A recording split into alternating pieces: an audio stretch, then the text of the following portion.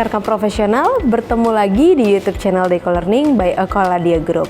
Nah, untuk rekan-rekan profesional, sebelum menyaksikan video ini, yuk dukung kami dengan cara subscribe channel ini. Dan berhubung subscribe itu gratis, jangan lupa ya di subscribe. Selamat menyaksikan video ini. Beberapa hal yang perlu kita sama-sama cek lagi nih, balik lagi ke proses planning kita seperti apa sih sekarang, apakah sudah menjadi suatu hal yang continuous atau tidak.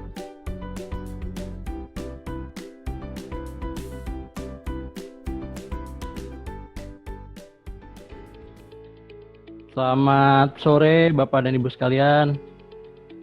Salam sejahtera bagi kita semua. Assalamualaikum warahmatullahi wabarakatuh. Semoga dimanapun kita berada, Bapak dan Ibu berada, semua dalam keadaan yang sehat dan sejahtera selalu. Perkenalkan, nama saya Muhammad Siddiq yang pada sore hari ini akan memandu sesi kedua di hari ini dengan judul Successfully Navigating Project During the Pandemic Time and Challenging Time. Mungkin saya akan mulai dulu dengan share screen, langsung ke materinya. Ya, jadi ini perkenalan dari saya. Bapak dan Ibu sekalian bisa memanggil saya dengan panggilan Siddiq saja, ya, boleh Pak Siddiq atau Mas Siddiq, Bang Siddiq, bebas, silahkan. Keseharian saya sebagai professional project manager dan juga sebagai consultant dan trainer yang fokusnya di area corporate and IT governance, strategic management, serta organizational, portfolio, program, project, dan strategic management. Kira-kira di Deco Learning saya sudah hampir 6 tahun lebih sebagai fasilitator untuk kelas-kelas yang diselenggarakan oleh Deco Learning. Seperti itu, saya tinggal di Depok.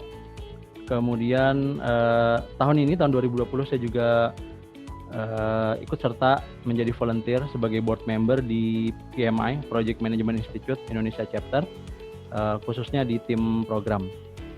Itu perkenalan sedikit dari saya. Kemudian terkait dengan materi hari ini, sebenarnya ini materi yang sangat menarik ya, dikarenakan pastinya di saat-saat yang challenging seperti ini, tiap orang punya tantangan-tantangan ya, khususnya apalagi bagi para profesional ataupun orang-orang yang bergerak di bidang project, tentunya ada banyak hal-hal yang menjadi challenge ya. Saya bilang challenge kenapa? Karena saya coba menggunakan istilah yang positif ya.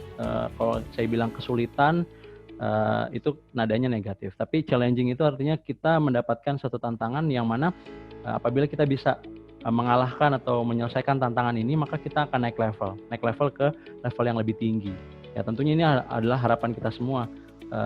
After pandemi ini kita nggak lagi balik ke kondisi yang lama, tapi naik level ke kondisi yang lebih baik lagi, seperti itu. Oke, kemudian ini agenda kita untuk sesi pada hari ini.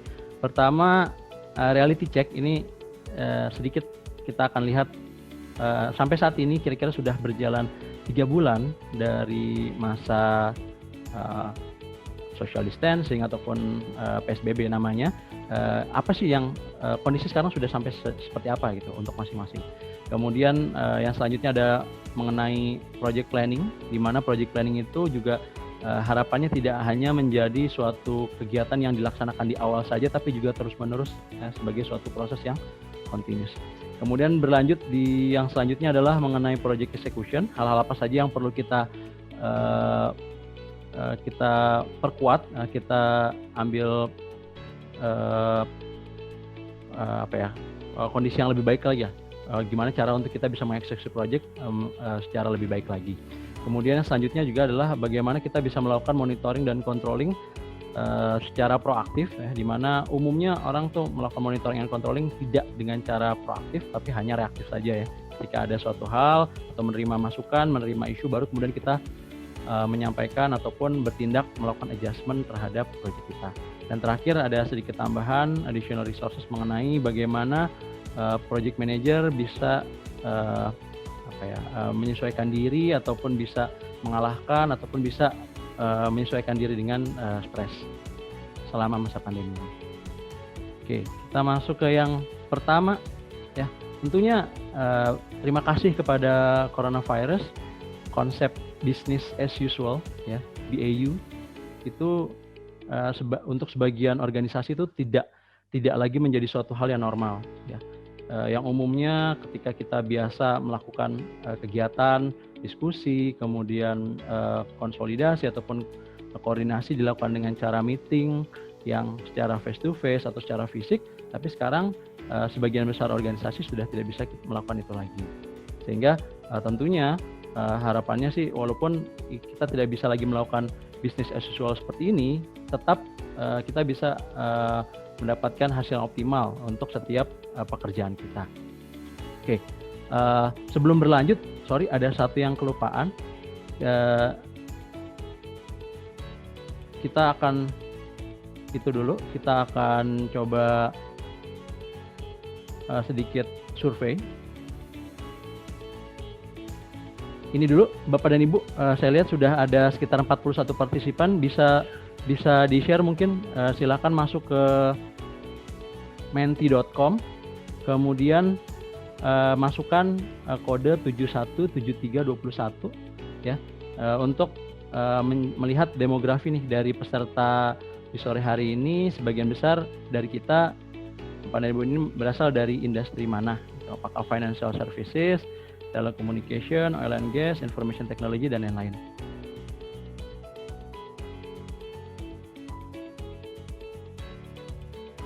Silakan Bapak dan Ibu untuk akses ke menti.com, kemudian masukkan kode yang 717321 ini.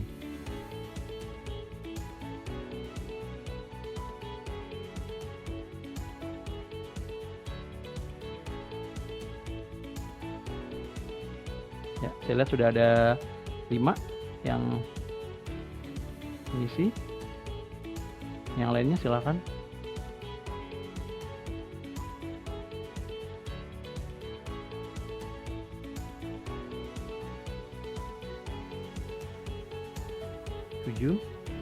Ini banyak yang others ya, berarti kategori saya kurang luas, mohon maaf.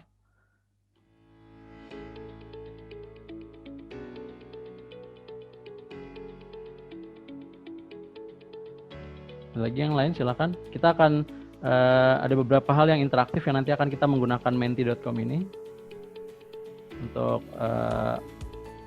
menggather feedback dari Bapak Ibu terkait dengan materi ataupun mengenai hal-hal yang akan kita diskusikan. Oke, sudah mulai kelihatan hasilnya. Selain others, yang paling banyak adalah dari oil and gas, mining energy, sisanya dari manufacturing and consumer goods, kemudian juga ada dari consulting and professional services, dan juga information technology. Nah, tentunya dari semua industri-industri ini, saya rasa pasti hampir semuanya itu mengalami dampak ya akibat adanya COVID-19 ini. Dari mulai perubahan cara kerja ataupun ada rencana-rencana yang seharusnya terlaksana tapi tidak bisa terlaksana, harus di-cancel ataupun harus ditunda. Sehingga tentunya salah satu yang perlu kita siapkan adalah bagaimana cara supaya kita bisa menyikapi hal tersebut dengan baik dan kita bisa tetap sukses mencapai rencana-rencana kita. Oke. Saya rasa cukup dulu untuk yang pertama. Kemudian ini yang pertanyaan kedua, silahkan masuk lagi ke menti.com, kemudian masukkan kode 717321. Ini pertanyaan yang kedua. Dari mana Anda bekerja pada saat masa pandemi COVID-19 ini? Apakah ada pilihannya, ada 3. Pertama dari kantor, ya seperti biasa, waktu kerja biasa tanpa ada perbedaan. Kemudian yang kedua dari kantor tapi ada penyesuaian waktu kerja ataupun jam kerja ya. Jadi misalnya yang tadinya dalam seminggu 5 hari, Senin sampai Jumat, hanya 3 hari misalnya. Kemudian waktu kerjanya pun tidak 8 jam sehari tapi disesuaikan dengan penyelesaian pekerjaan ya, setelah selesai bisa pulang misalnya. Atau full dari rumah. Silakan Bapak dan Ibu bisa diisi. Ya, sudah 16 orang yang berpartisipasi, 17. Ya, kita lihat so far paling banyak dari rumah ya, work from home artinya. Ada juga beberapa yang work from office ya. 70% masih dari work from home.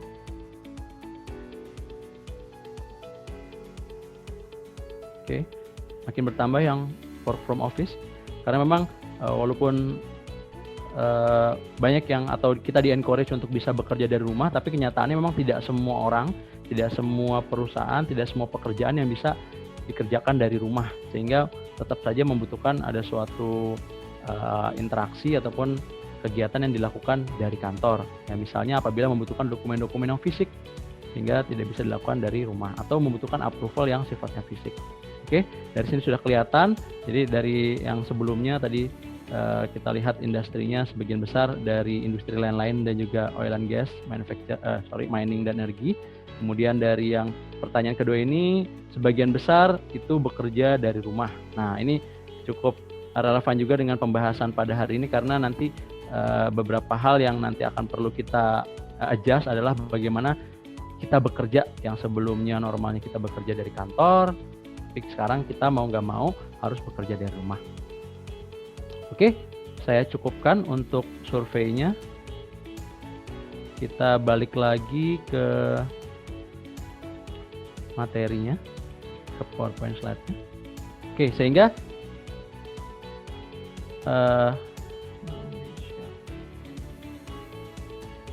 oke, di layar terlihat yang bagian halamannya, reality check ya. Mbak Okta, benar tampilannya? Betul Pak, tampilannya Ya, betul. oke. Nah, artinya sebenarnya dari hasil survei tadi benar nih, pernyataan yang pertama bahwa konsep dari bisnis as usual ini sekarang sudah berubah. Hampir semuanya berubah. Bahkan sampai di organisasi yang sangat-sangat bisa dibilang rigid gitu ya, tidak adaptif terhadap perubahan, mau nggak mau harus adaptif terhadap perubahan. Ya. Nah, misalnya di pemerintahan yang harusnya tadinya jam kerjanya jelas, strict, namun dengan kondisi sekarang juga harus menyesuaikan diri. Nah, namun walaupun ada konsiderasi seperti itu, tapi tetap saja operations dan project harus tetap berjalan. Ya, mungkin di awal sekitar 1 bulan pertama atau beberapa minggu pertama ada sebagian perusahaan yang sempat menghentikan kegiatan-kegiatannya atau menghentikan project secara sementara. Namun mau nggak mau kan operation dan project harus tetap berjalan, sehingga kedepannya kita harus tetap berjalan dan kita akan mengkontrol hal-hal yang memang bisa kita kontrol. Ya, jadi tidak hanya terpaku untuk meributkan atau mengkhawatirkan hal-hal yang tidak bisa kita atur, uncertainty. Nah, dari kondisi ini ternyata gitu ada suatu inovasi yang muncul dikarenakan hal-hal yang bisa dibilang kesulitan ya. Dari kesulitan ini muncullah inovasi-inovasi baru yang sebelumnya orang-orang tidak terbiasa untuk berkomunikasi, berdiskusi secara online ataupun menggunakan video conference. Sekarang malah justru sebagian orang jadi terbiasa. Ya, meeting itu nggak harus ketemu langsung. Apalagi kalau meetingnya yang sifatnya daily check up yang hanya mungkin membutuhkan waktu 5-15 menit. Ya, kalau yang sebelumnya harus mengharuskan diri datang ke kantor jam 8 pagi untuk daily check up, sekarang nggak perlu lagi harus datang ke kantor, bisa dari rumah. Yang penting adalah inti dari tujuan yang ingin disampaikan di dalam meeting dan esensinya tersampaikan. Ya, tentunya hal ini yang menjadi salah satu blessing in disguise juga dengan adanya kondisi sekarang. Transformasi jadi terkesan dipaksakan, tapi jadinya lebih efektif dikarenakan adoption rate-nya atau rate adopsi terhadap perubahan menjadi lebih masif dibandingkan apabila tidak dipaksakan. Oke, kemudian tentunya kita harus bersiap-siap dengan new normal. Nah, ini terminologi ataupun istilah yang lagi hangat-hangatnya nih gitu. Dari sekitar 3 atau 2 minggu terakhir ini sangat-sangat hangat. Kapan kita akan mulai kondisi new normal? Nah, apakah ada new normal untuk project? Ya, apakah ada new normal untuk bagaimana kita memanage project? Nah, nanti akan kita sama-sama diskusikan nih. Nah, ada hal-hal yang bisa dibilang akan berubah, ada hal-hal yang tetap akan menggunakan praktek-praktek yang sudah berjalan sebelumnya. Dan ada juga hal-hal yang benar-benar baru yang belum pernah kita coba. Nah, tentunya dengan kondisi-kondisi tersebut kita mau nggak mau akan welcome change. Kita akan lebih terbuka dengan adanya perubahan.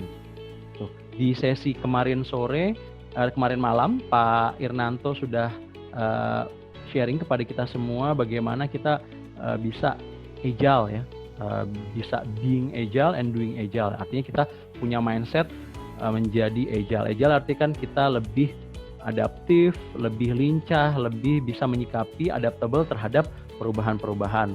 Ya, dikarenakan kita sudah memang menyiapkan diri kita, menyiapkan culture kita, menyiapkan cara kerja kita untuk bisa menyesuaikan dengan adanya perubahan-perubahan yang terjadi di dalam kondisi ekonomi ataupun kondisi perusahaan kita.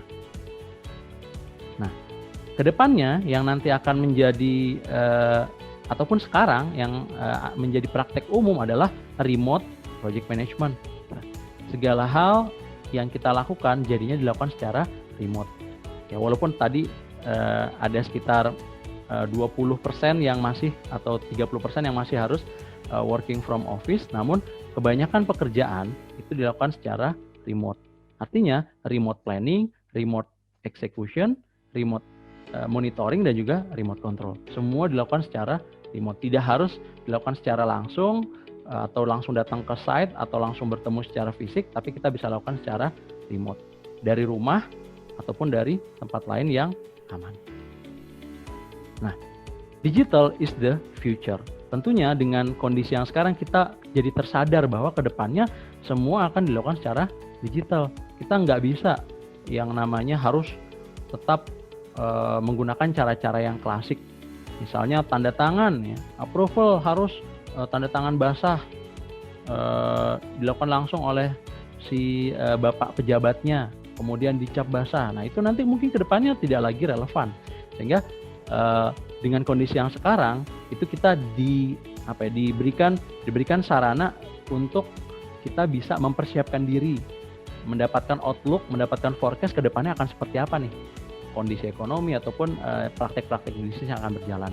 Nah, dikaitkan dengan project ya, sebagai di mana rekan-rekan pada hari ini adalah kebanyakan merupakan project profesional atau profesional yang bergerak di bidang project, tentunya salah satu yang perlu kita siapkan adalah kita harus memiliki digital capability, digital fluency, and digital culture. Ya. Nah, kita jadi tersadar bahwa kita harus memiliki kapabilitas secara personal ataupun secara lembaga bagaimana kita bisa digital. Misalnya yang sebelumnya tuh gaptek atau gagaptek teknologi, gimana cara melakukan online conference ataupun video conference, sekarang jadinya udah sangat-sangat jago. Itu bahkan bisa ganti-ganti background, ada yang pakai GIF ya bergerak-gerak, ada yang seakan-akan lagi berada di New York ataupun yang lain-lainnya. Itu artinya kita sudah memiliki digital capability. Tinggal bagaimana nanti digital capability tersebut di-align dengan apa yang menjadi tujuan dari bisnis, tujuan dari organisasi. Nah, semakin kita terlatih, semakin kita capable, kita menjadi fluent. Kita menjadi punya fluency, kita menjadi terlatih, terbiasa menggunakan instrumen ataupun alat-alat ataupun tools-tools digital yang sebelumnya koordinasi, kolaborasi harus bertemu muka langsung, sekarang brainstorming dan kolaborasi tidak harus lagi menggunakan pertemuan secara fisik. Ya, ada banyak online collaboration tools yang bisa kita manfaatkan untuk hal tersebut. Nah, dan tentunya dengan adanya capability, fluency itu nanti akan membentuk suatu culture, digital culture. Nah, mungkin sebagian perusahaan sudah mulai nih ke arah digital culture, namun adopsinya itu masih sebatas di bagian-bagian tertentu saja, belum secara menyeluruh. Nah, dengan kondisi yang sekarang, akhirnya digital culture ini menjadi suatu culture yang mau nggak mau harus kita terapkan di perusahaan kita. Oke, itu yang pertama. Nah, sebelum masuk ke yang slide selanjutnya, saya mau balik lagi ke menti.com. Ada 2 pertanyaan yang ingin saya minta dari rekan-rekan semua untuk mengisikan. Sebentar.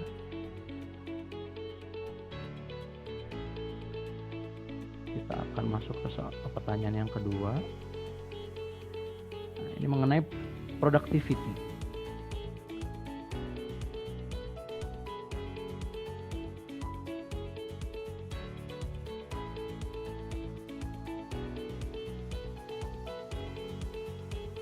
Oke. Nah, ini yang ingin saya tanyakan, saya cukup tertarik. Bagaimana dengan kondisi proyek yang Bapak dan Ibu kerjakan?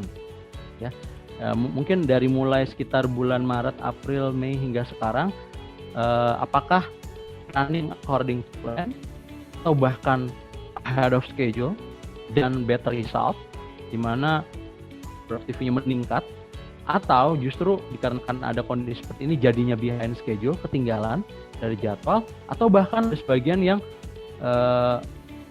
mohon maaf jadinya malah proyeknya di cancel, yang tadinya mau jalan jadi di cancel, atau kalaupun sudah berjalan di postpone. Ya, silahkan bisa masuk ke menti.com, kemudian masukkan kodenya 548261.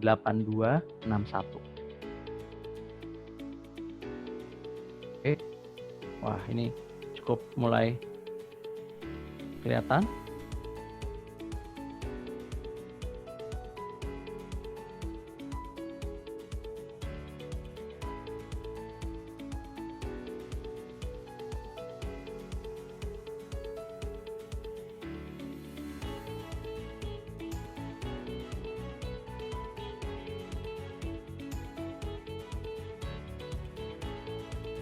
Oke, suara saya terdengar ya? Tadi sempat Tadi sempat keluar ya Pak. Iya, oke, sekarang sudah Boleh bisa lagi. diulangin. Oke.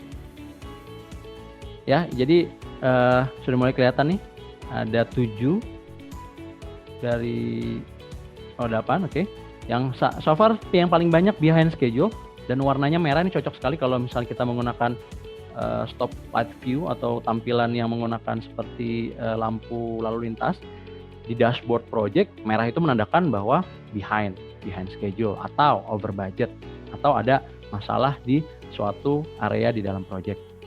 Ya, ada juga yang di peringkat kedua ada running according to plan. Wah, ini luar biasa nih, berarti artinya perencanaannya juga cukup baik, kemudian juga eksekusinya juga cukup baik juga, artinya pasti ada penyesuaian dan juga monitoring controlling juga proaktif. Nah, sebagian yang ada 5 orang di sini yang projectnya cancel atau postpone. Nah, ini yang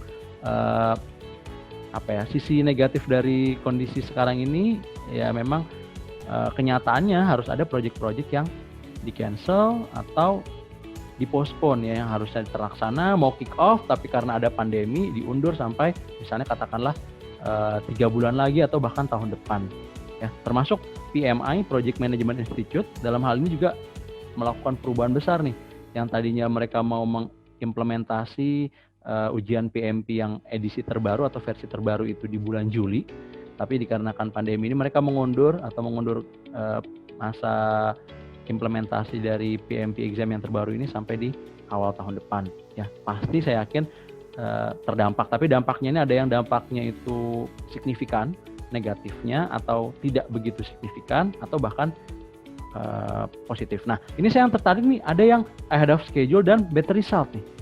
Ada 2 orang. Mungkin ada yang mau sharing, Bapak dan Ibu mungkin yang mengisi ahead of schedule and better result, silahkan bisa di unmute, bisa di sharing kepada kami semua di sini. Ada?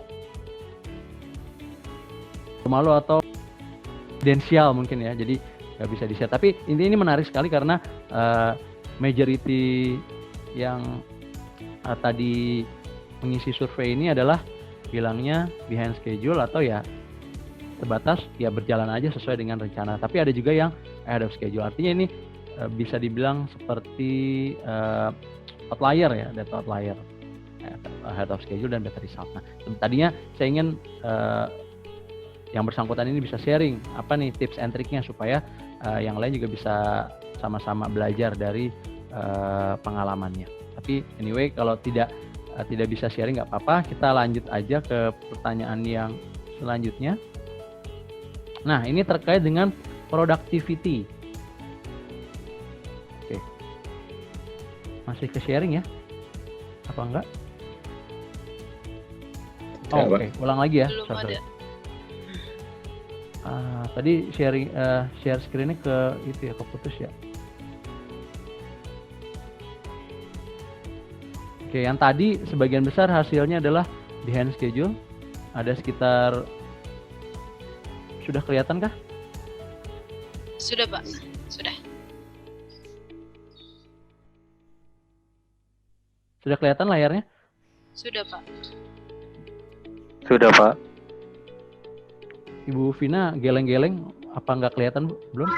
Mbak, di tempat saya blank putih ada tulisannya after reality check. Itu toh. After agenda, after reality check, pas mau mulai executing. Sorry. Oke, berarti saya salah share, sorry. Sharing screen-nya terlihat Pak, tapi mungkin belum Oke, Ya. yang ini maksud saya. Oke, sorry. Yang ini, saya tadi salah share. Nah, yang ini maksudnya. Jadi, bagaimana dengan productivity? Kalau tadi kan kita bicara mengenai project secara keseluruhan. Sebagian besar bilang tadi behind schedule, ada juga yang bilangnya according to plan. Nah, sekarang bagaimana dengan productivity tim Anda ya? Di mana Anda bisa jadi sebagai team leader, manager, atau bisa juga Anda sebagai team member. Apakah productivity-nya meningkat atau menurun? Nah, kalau menurun atau sama aja berarti itu di no, karena nggak ada peningkatan. Atau I don't know ini bisa jadi nggak tahu karena kerja dari rumah jadi nggak dapet update dari kondisi yang lain, atau bisa jadi memang sama sekali tidak tahu mengenai kondisi ya teman-teman yang lain. Nah, ini menarik juga nih. Ternyata majority justru yes, productivity meningkat. Ya. Kenapa nih kira-kira nih? Ada yang mau sharing mungkin? Bagi yang productivity meningkat, apa yang menyebabkan mungkin productivity meningkat? Silahkan. Saya mau sharing, Mbak. Wah, boleh nih Pak Mas Fahreza nih, pendengar setia. Silahkan Pak Fahreza. Productivity bisa meningkat mungkin karena ini Mas, karena kan lebih banyak waktu yang bisa digunakan di rumah. Karena kan kadang kalau misalnya kita di onsite di kantor, biasanya kepotong dengan waktu perjalanan. Oke. Nah, waktu perjalanan juga dan waktu potong buat waktu breakout kayak makan Oke. juga seperti itu. Tapi dengan di rumah sebenarnya bisa lebih intensitasnya, bisa produktivitasnya bisa lebih tinggi. Oke. Tapi itu tentunya juga dengan faktor kita bisa sebagai leader atau sebagai projectnya bisa terus mengkontrol timnya dengan baik. Oke. Gitu.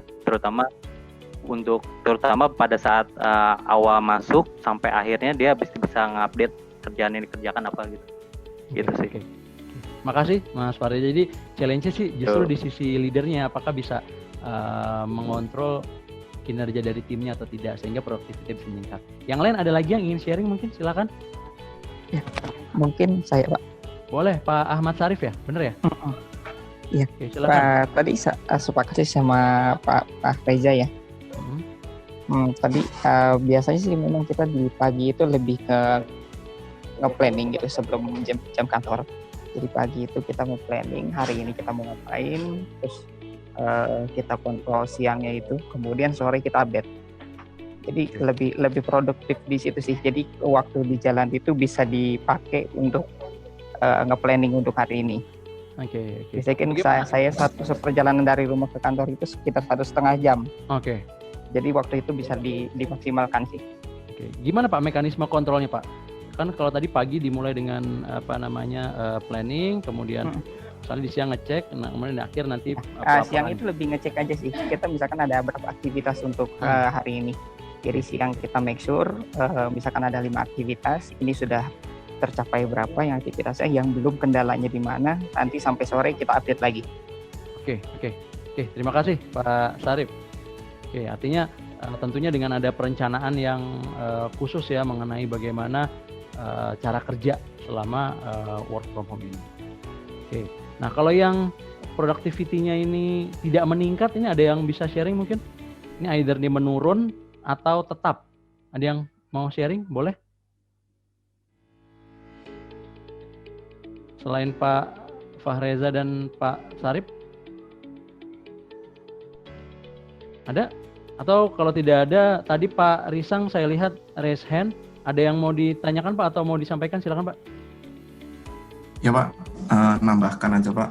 Ya. Untuk productivity ini kita bisa meningkat selama COVID dengan adanya ini Pak untuk meeting kita ini sekarang terfasilitasi oleh video conference. Jadi dulu sebelum adanya COVID, meeting ini lebih banyak dulu kita agendakan atau kita lakukan secara tatap muka dan pada suatu tempat tertentu. Nah, dengan adanya ini memang sedikit ada perubahan dalam pola kita melakukan meeting. Jadi kita bisa melakukan meeting anytime, kemudian waktu juga nggak terbatas, sehingga beberapa kendala atau koordinasi pekerjaan ini lebih sering atau lebih intens kita bicarakan gitu, sehingga beberapa yang menjadi target ataupun perencanaan next itu lebih sering kita diskusikan lah gitu. Oke, artinya dengan adanya work from home ini justru jadinya meeting koordinasi justru jadi lebih fleksibel Pak ya, bisa dilakukan kapan saja ya, tanpa harus ada suatu waktu khusus, tempat khusus, nggak harus cari meeting room nih yang kosong yang mana ya, seperti itu Pak ya? Iya betul. Menarik nih, karena Pak Risang kalau boleh tahu dari perusahaan apa Pak? Dari Pertamina Pak. Pertamina, nah luar biasa nih, artinya di BUMN pun bisa sampai sefleksibel itu ya, artinya tentunya di swasta harusnya bisa jauh lebih fleksibel lagi ya. Iya Pak. Oke. Terima kasih Pak Risang. Oke, mungkin saya cukupkan dulu untuk yang ini. Kita akan balik lagi ke materi. Oke, nah ini saya akan mulai dulu dengan satu quote yang menurut saya sangat-sangat menarik nih.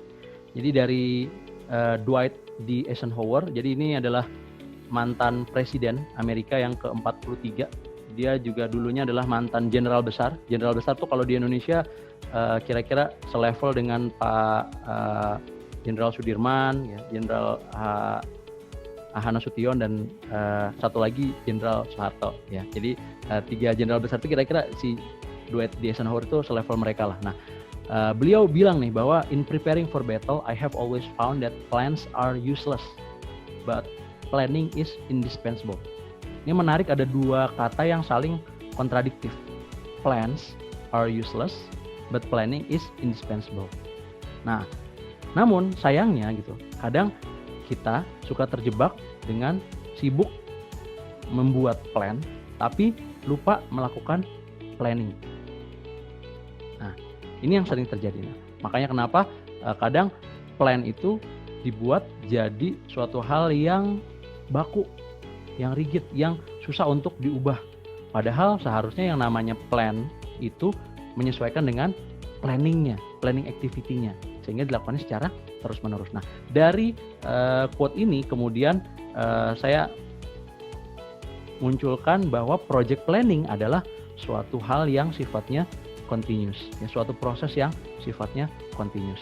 Artinya yang namanya planning kita nggak pernah bisa berhenti di awal saja gitu. Walaupun kita katakanlah pakai metodologi proyek waterfall atau predictive life cycle, di mana semua kegiatan-kegiatan perencanaan kita lakukan di awal, setelah itu kita eksekusi terus sampai selesai, tetap yang namanya planning itu harus kita lakukan secara continuous. Kenapa? Karena di tengah-tengah perjalanan bisa terjadi banyak hal-hal yang menyebabkan plan kita tidak lagi relevan, atau sebagian plan, sebagian kegiatan, sebagian rencana itu tidak lagi relevan. Mau nggak mau harus kita ubah. Nah, di sesi sebelumnya Pak Bronson sudah sharing mengenai risk management. Nah, di mana risk menjadi salah satu hal yang menyebabkan plan harus kita ubah secara kontinu. Nah, berkaitan dengan hal tersebut, ini ada beberapa hal yang perlu kita sama-sama cek lagi nih, balik lagi ke proses planning kita seperti apa sih sekarang, apakah sudah menjadi suatu hal yang continuous atau tidak. Nah, tentunya yang perlu kita sama-sama ingat lagi bahwa yang terpenting adalah pada saat kita mengerjakan proyek adalah bukan pada apa kegiatannya, tapi apa yang menjadi tujuan akhir dari proyek tersebut. Jadi apa sih success criteria yang ingin kita tuju di dalam proyek? Ya, tentunya kemudian dari situ kita akan lihat lagi apa sih problem yang ingin kita solve. Ya, kemudian apakah solusi yang kita tawarkan masih relevan nggak dengan kondisi sekarang? Ya, dan kira-kira sukses itu seperti apa gitu. Mungkin kalau kita hanya terjebak melihat, oh pada saat saya buat plan dulu, mungkin di akhir tahun 2019, suksesnya tuh seperti ini, deliverables yang saya harus deliver seperti ini. Nah, mulai dari Maret, April, dan seterusnya, saya yakin banyak hal-hal yang sudah kita siapkan plannya dari tahun lalu, sekarang tidak lagi terlihat relevan. Sehingga kalau kita paksakan tetap dengan plan yang sama, kita akan menghasilkan suatu deliverables atau suatu final produk yang tidak lagi dibutuhkan oleh perusahaan kita. Sehingga mau nggak mau kita harus tetap melihat lagi bahwa planning kita ini kita sesuaikan lagi. Nah, tadi dari hasil survei ternyata ada 5 atau 6 responden yang menyatakan bahwa proyeknya di-cancel. Nah, sehingga salah satu yang terpenting juga yang kita lakukan adalah pada saat kita kita melakukan realisasi, kita cek lagi apakah proyek yang kita kerjakan ini masih cukup relevan, masih menguntungkan, masih worth the effort, ya. Dimana project umumnya akan diawali dengan adanya yang namanya kajian atau adanya namanya feasibility study dan yang lain. Tentunya ada banyak constraint, assumption yang kita gunakan pada saat penyusunan kajian tersebut. Nah, kira-kira dengan kondisi yang sekarang masih relevan nggak ya proyek kita? Masih menguntungkan nggak ya proyek kita? Apakah justru kita laksanakan tapi nggak menyelesaikan problem apapun? Nah, apabila kita ternyata menemukan kondisi tersebut, proyek kita sudah tidak lagi menguntungkan, tidak lagi ekonomis, dan lain-lain, tentunya kita harus raise isu tersebut, kita escalate isu tersebut kepada pengambil keputusan. Apakah proyek kita ini masih akan kita lanjut atau mau kita berhentikan saja? Karena tidak ada gunanya lagi kita lanjutkan apabila hasilnya tidak menguntungkan bagi perusahaan. Nah, terkait project planning as a continuous process, bagi rekan-rekan yang mungkin sudah pernah membaca PMBOK atau Project Management Body of Knowledge atau sudah pernah ikut kelas saya di Deco Learning, pasti tahu nih bahwa ada output dari banyak proses yang ada di PMBOK adalah berjudul atau namanya Project Management Plan Updates. Nah, sekarang adalah saat yang paling tepat untuk kita mengeluarkan output berupa Project Management Plan Updates. Ya, di mana Project Management Plan Updates ini biasanya adalah output dari kita melakukan proses monitoring dan controlling. Ya. Updates-nya di mana? Tentunya ada banyak.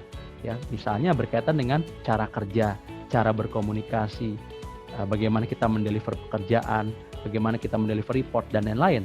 Di mana rencana awal kita kebanyakan atau majority udah tidak lagi relevan. Kita harus melakukan update terhadap plan kita karena kita melakukan planning secara continuous.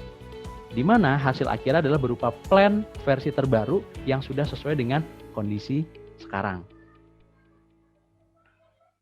Nah, namun walaupun kita sudah melakukan update terhadap project management plan kita, bersiaplah bahwa nanti ke depannya akan ada banyak jalan yang terjal.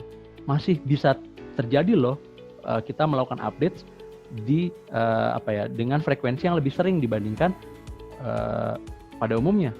Sehingga yang terpenting adalah kita punya punya adaptive behavior atau kita punya karakteristik yang adaptif terhadap perubahan. Sehingga walaupun kita harus sering-sering melakukan penyesuaian terhadap rencana kita, itu kita sudah bisa memiliki suatu mekanisme yang bisa kita andalkan. Nah, kemudian tentunya kalau kita balikan lagi kepada PMBOK, di mana di PMBOK itu ada 10 knowledge area dari mulai scope sampai stakeholder, kita akan mulai dulu dari scope dan requirement.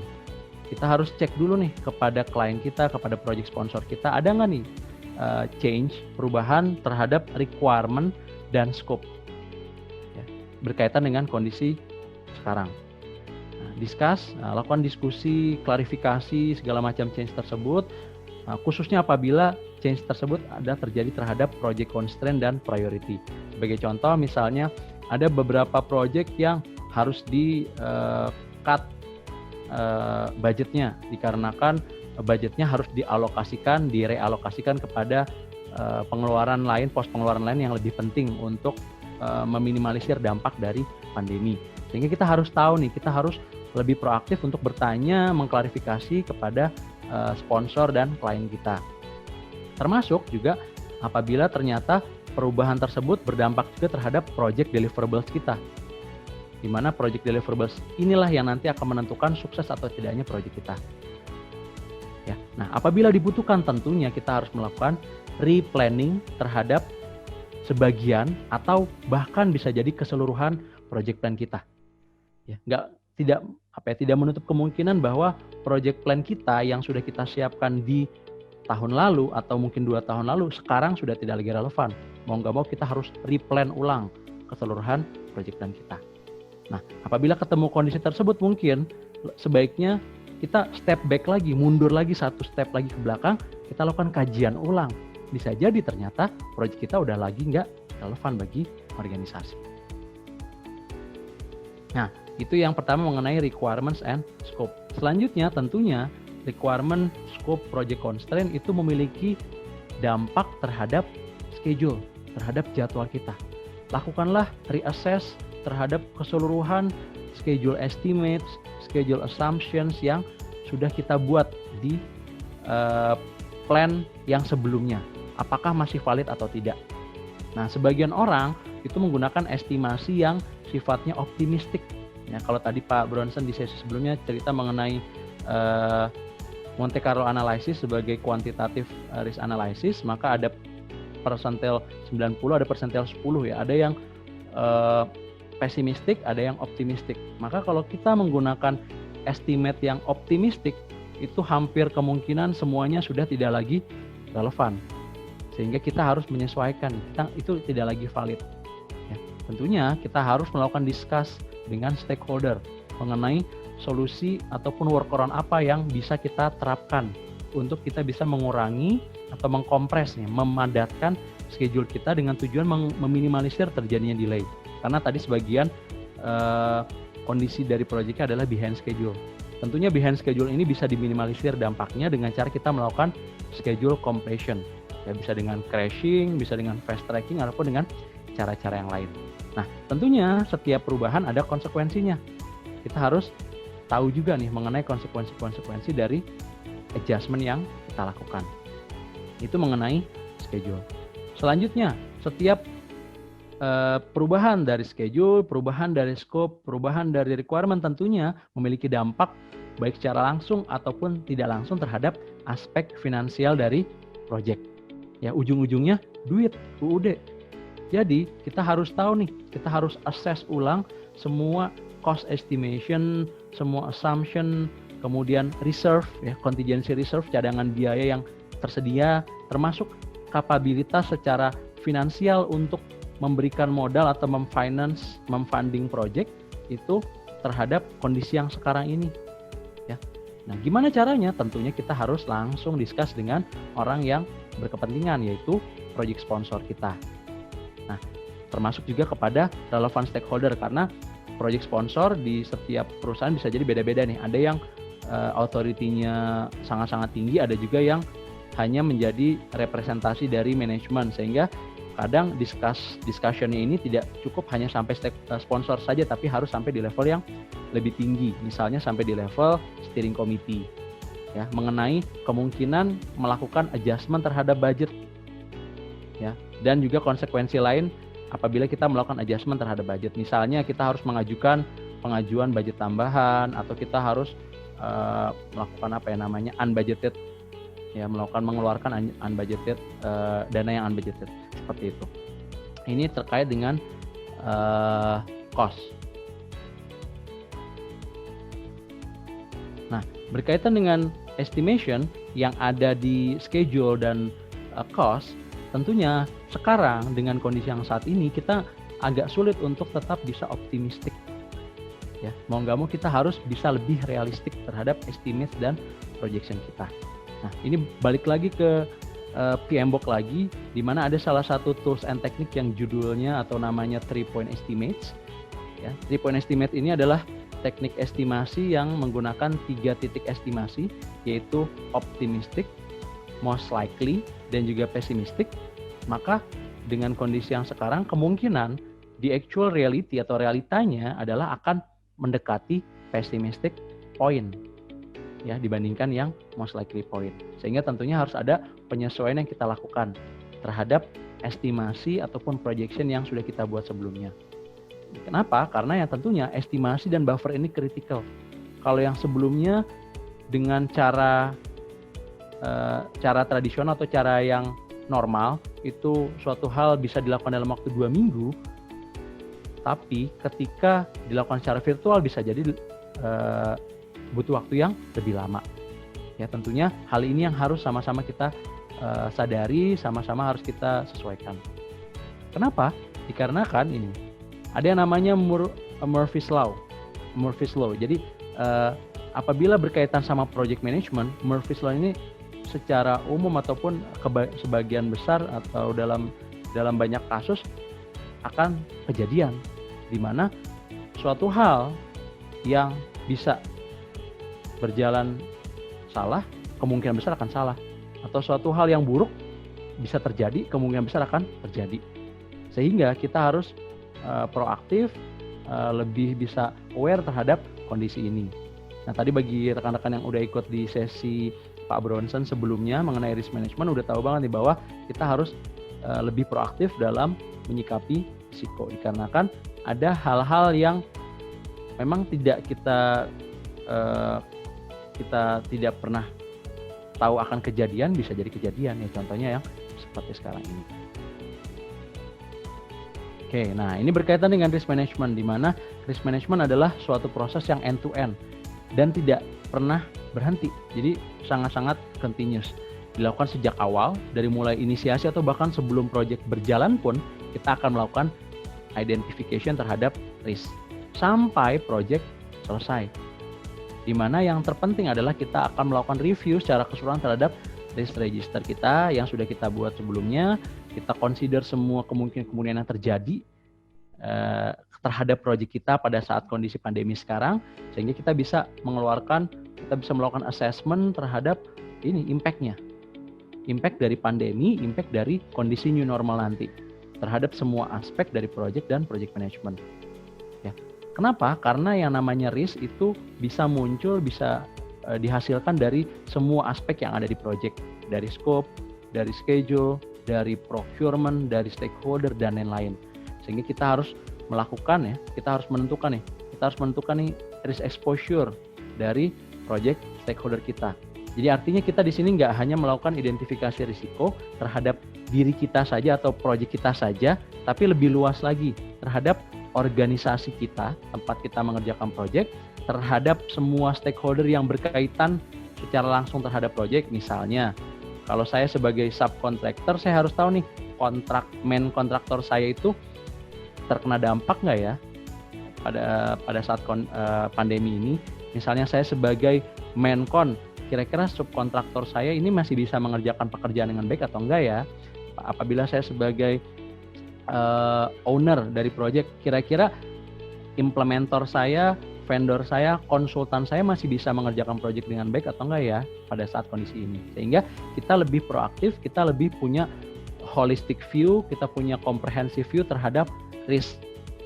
Jadi kita bisa lebih menyiapkan diri sebelum terjadi suatu isu yang besar bagi proyek kita. Kita assess, analyze semua konsekuensi, probability dari setiap potential problems, dan apabila perlu kita melakukan quantitative analysis dan assessment yang berkaitan sama financial aspect di dalam proyek. Nah ini yang penting juga nih. Walaupun di sebagian besar perusahaan yang namanya risk management dilakukan hanya sampai di kualitatif saja, artinya hanya sampai peringkat saja tanpa menyiapkan kontingensi atau cadangan biaya. Namun di dalam kondisi yang sekarang kemungkinan besar sih kita harus menyiapkan suatu cadangan biaya juga ya untuk menyikapi apabila risiko terjadi di dalam proyek kita. Nah, yang tidak kalah penting juga adalah kita komunikasikan secara intensif kepada klien kita, kepada stakeholder yang relevan terhadap proyek kita terkait dengan risiko-risiko yang baru muncul di dalam proyek berkaitan dengan kondisi pandemi sekarang, dan apa strategi respon yang sudah kita siapkan untuk menyikapi risiko tersebut. Ya. biasanya sih pada saat kita mengkomunikasikan suatu hal yang negatif, jangan kita komunikasikan problems-nya, tapi kita sudah siapkan juga penanganan terhadap problem tersebut. Ya, kenapa? Karena ketika kita hanya bawa masalah kepada steering committee kita, yang ada malah kita dimarahin. Tapi ketika kita kita menyampaikan suatu kondisi, potential condition yang mungkin muncul dan sudah kita siapkan propose penanganannya atau penanganan yang kita rencanakan, itu kemungkinan besar kita justru diapresiasi. Seperti itu untuk planning. Sampai di sini mungkin ada yang ingin ditanyakan dulu untuk agenda yang pertama mengenai project planning sebagai suatu proses yang kontinu. Silahkan, saya buka pertanyaan. Ya, Bapak Ibu yang mau bertanya silahkan. Oh, ini Pak, ada yang mau bertanya nih, Ya, Pak. boleh 2 aja ya, biar kita bisa lanjut. Dari Bapak Rafif Muhammad Ransi. Pak mau bertanya, bagaimana sih cara membuat project management update? Oke. Berarti Bapak menanyakan hal yang ini ya, Pak. Sorry, Pak. Yang ini ya, Pak. Project management plan update ya, Pak. Nah, jadi sebenarnya ini bukanlah, oke, saya coba highlight ya. Bapak menanyakan yang ini nih.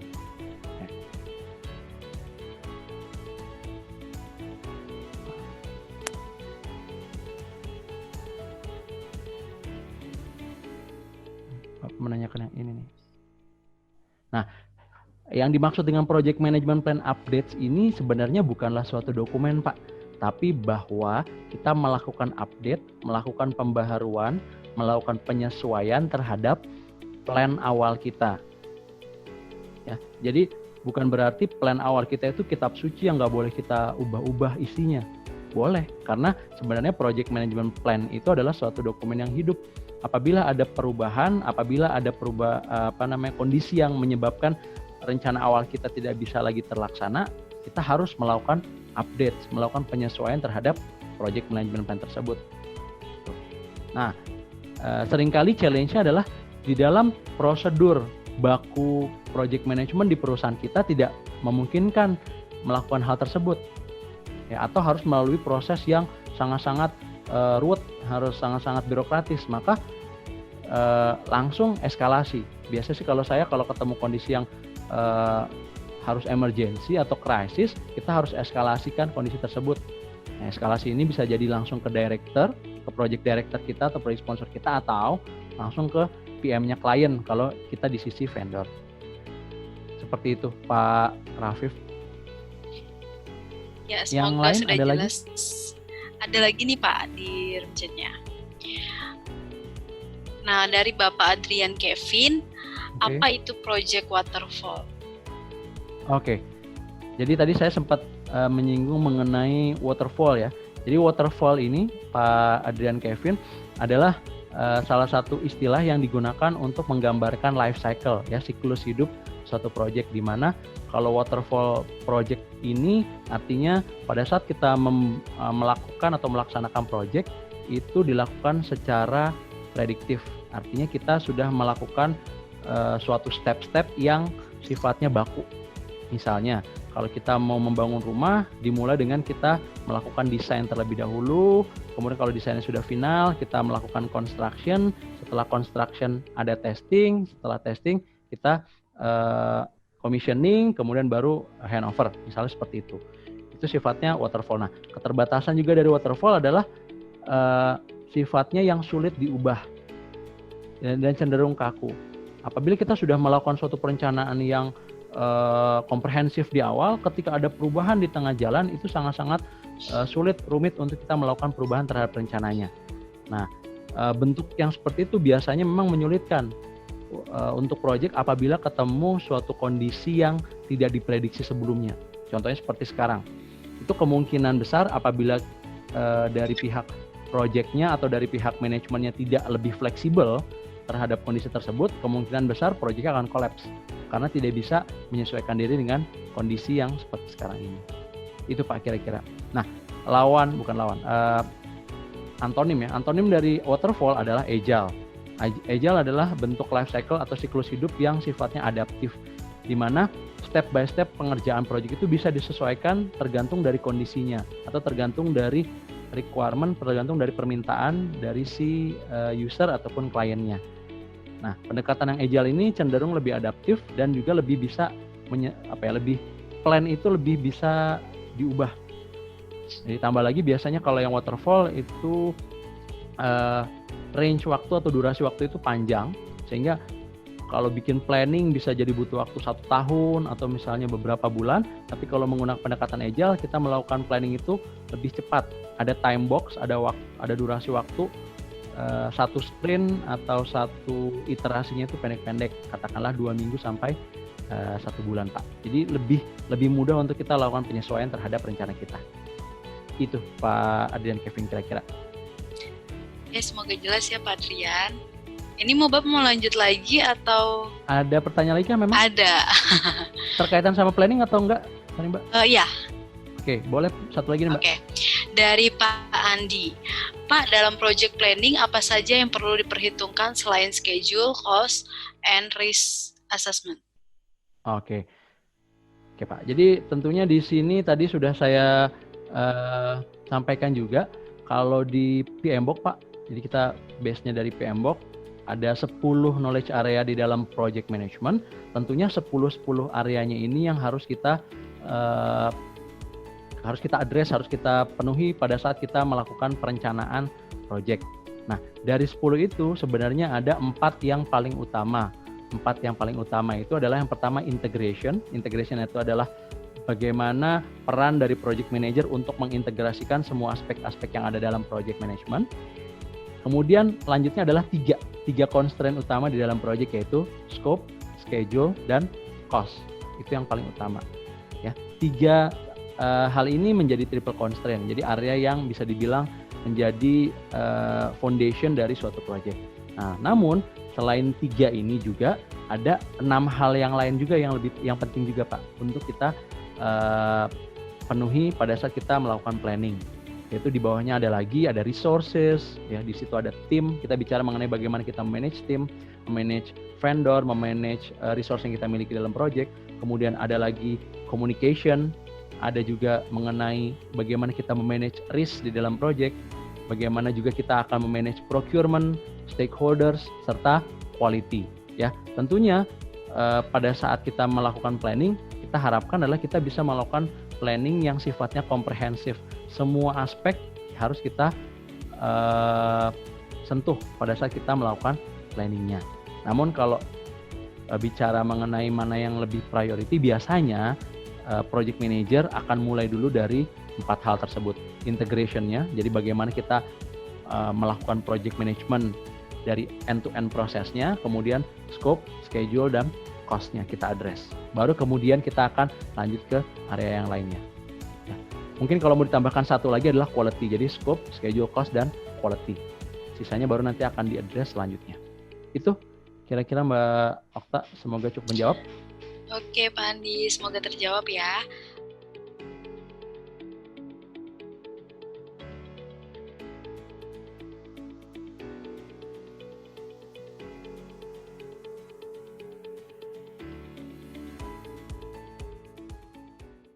Halo rekan-rekan profesional, jika Anda menyukai video ini, jangan lupa untuk subscribe, like, dan share video ini. Dan yang terakhir, jangan lupa untuk komen di kolom komentar di bawah ini ya. Dan semoga video ini bermanfaat untuk rekan-rekan profesional yang menyaksikan. Sampai jumpa kembali di video Dynamic Talk berikutnya. Bye-bye!